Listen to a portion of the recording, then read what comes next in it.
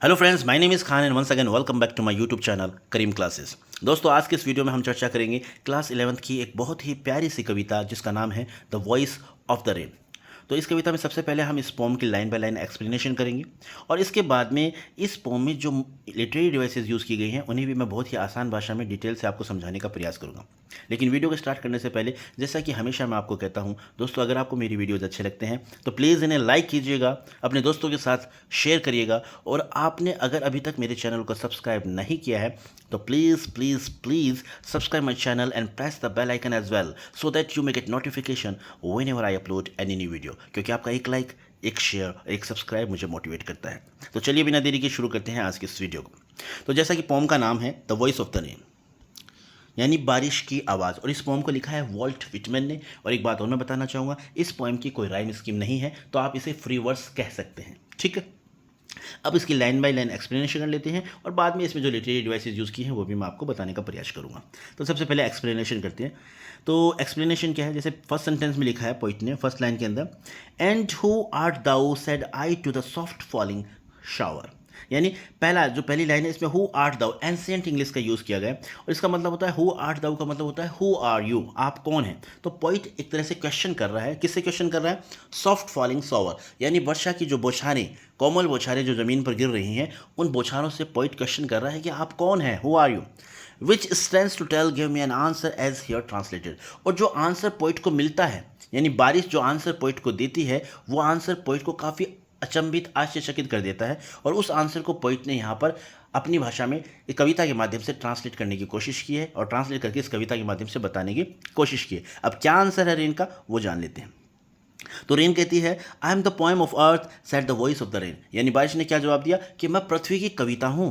Eternal I rise impalpable out of the land and the bottomless sea. और हमेशा से मेरा काम क्या रहा है, मैं उठती हूँ, पृथ्वी से उठती हूँ और मैं एक तरह से इम्पेल्पेबल हूँ, यानी मुझे छुआ नहीं जा सकता, मुझे डिस्क्राइब नहीं किया जा सकता। और हमेशा से मेरा यही काम है, मैं ज़मीन से उठती हूँ और मैं बॉटमलेस सी, अथाह सागरों से मैं उठती हूँ, एक वाष्प के रूप में, एक भाप के रूप में उठकर मैं आसमान की तरफ चली जाती हूँ।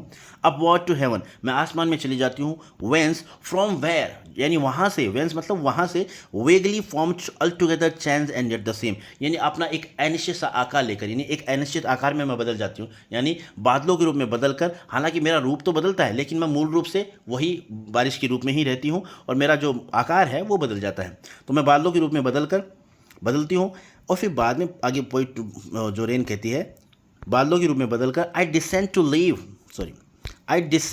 To lave the droughts atomies dust layers of the globe. फिर मैं वापस लौटती हूँ, कहाँ लौटती हूँ? पृथ्वी पर लौटती हूँ और लेव करने का काम करती हूँ, यानी धोने का काम करती हूँ, नहलाने का काम करती हूँ। अब किसे नहलाती है? ड्रॉट, सूखी ज़मीन को, एटमीज जो मिट्टी के कण हैं उनको, and dust layers of the globe, और पृथ्वी की जो मिट्टी के परतें हैं इन सभी को मैं क्या करती हूँ? नहलाने का काम करती हूँ। And all that in them without me were seeds only latent unborn. और रेन कहती है कि ये सब, जितनी भी सब कुछ है पृथ्वी पर, ये सब मेरे बिना ही, मेरे बिना इनका कोई वजूद नहीं है। मेरे बिना ये सिर्फ एक बीज के मानिंद है, ऐसे बीज के मानिंद जो ज़मीन में छिपे हुए हैं, अजन्मे हैं। यानी मेरे होने से ही इनका वजूद है, मेरे नहीं होने से इनका कोई वजूद नहीं है। And forward by day and night, और हमेशा से दिन रात मेरा यही काम है। I give back life to my own origin, यानी मैं जहाँ से मेरी उत्पत्ति होती है उसे मैं क्या करती हूँ? एक तरह से जीवन प्रदान करती हूँ, रिजुवेनेट करती हूँ, मैं जान फूकने का काम करती हूँ मेरी उत्पत्ति स्थल में। ये बात रेन कहती है। And make pure and beautify it, और इसे एकदम शुद्ध बना देती हूँ, सुंदर बना देती हूँ। क्योंकि जिस तरीके से बारिश होती है और बारिश होने के बाद में चारों तरह का माहौल जो है एकदम साफ़ सुथरा नज़र आता है, हरा हरा नज़र आता है, हरियाली नज़र आती है। तो इस तरीके से जो रेन है वो कहती है कि जब मैं पृथ्वी पर आती हूँ तो एक तरह से पृथ्वी को जान फूकने का काम करती हूँ, रिजुविनेट कर देती हूँ, शुद्ध बना देती हूँ, खूबसूरत बना देती हूँ। अब लास्ट लाइन जो है इसके अंदर क्या है, इस जो ब्रैकेट में लाइन दी हुई है इसमें पोइट ने एक तरह से रेन का कंपेरिजन किया। किससे किया है? सॉन्ग से।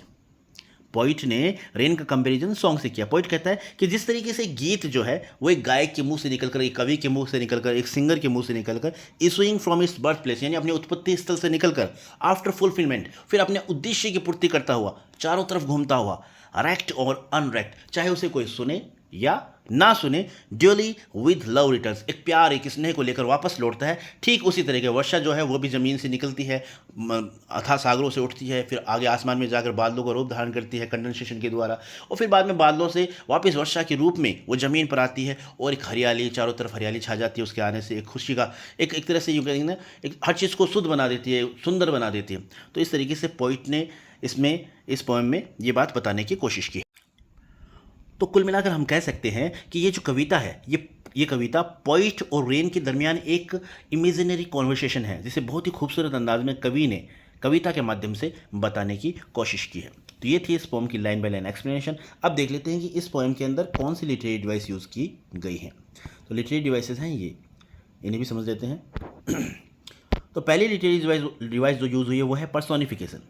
और पर्सोनिफिकेशन का मतलब क्या होता है, when a poet treat a non living thing as a living thing, यानी जब कभी किसी नॉन लिविंग थिंग को एक लिविंग थिंग की तरह ट्रीट करता है, यानी एक तरह से कि नॉन ह्यूमन बीइंग को हम क्या करते हैं, ह्यूमन बीइंग की क्वालिटी से एट्रीब्यूट कर देते हैं, तो वहाँ पर हम कह सकते हैं कि यहाँ पर पर्सोनिफिकेशन लिटरेरी डिवाइस का यूज़ किया गया है। जैसे एग्जाम्पल हम देख लेते हैं, आई am the poem of earth said the voice of the rain, यानी बारिश की आवाज़, बारिश ने बोला, है ना। तो ये जो बोलने का काम किया ह्यूमन बींग्स का होता है, लेकिन यहाँ पर वॉइस ऑफ द रेन, यानी एक तरह से जैसे वॉइस ऑफ द रेन है, तो यहाँ पर हम कह सकते हैं कि रेन को जो है ह्यूमन क्वालिटी से ह्यूमन क्वालिटीज़ दे दी गई हैं। तो यहाँ पर हम कह सकते हैं कि यहाँ पर रेन को क्या किया गया है, पर्सोनिफाइड किया गया है। ठीक है, नेक्स्ट हमारी जो लिटरेरी डिवाइस है वो है मेटाफर। मेटाफर का मतलब होता है an indirect comparison between the qualities of two different things without using as और लाइक, यानी मेटाफर यानी एक तरह से कंपेरिजन होता है, दो चीज़ों की क्वालिटीज़ के बीच में कंपेरिजन होता है, बस इसमें एज और लाइक का यूज़ नहीं होता, क्योंकि एज और लाइक का यूज़ होगा वहाँ पर तो हम कह सकते हैं कि यहाँ पर सिमिली लिटरेरी डिवाइस का यूज़ हुआ है।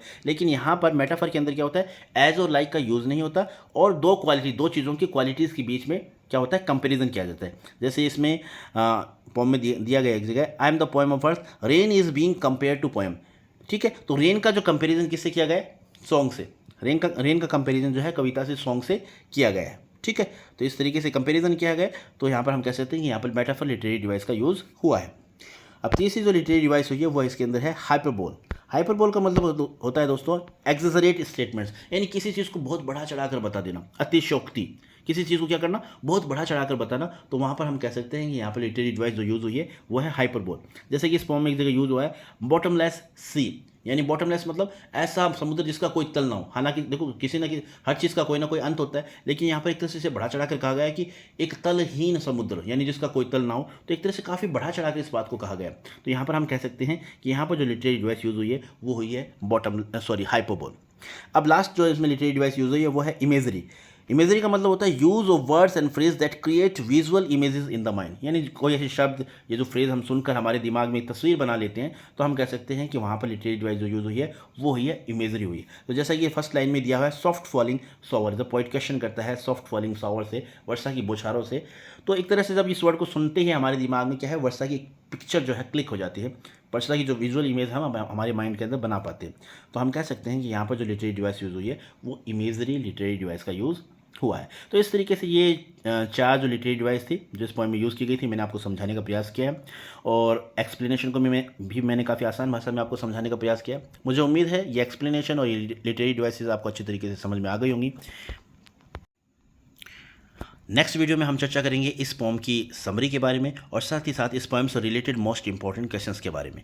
सो till then take care of yourself and keep watching, keep learning, keep smiling, keep growing, and once again thank you so much for watching this video till the very end. Have a nice day.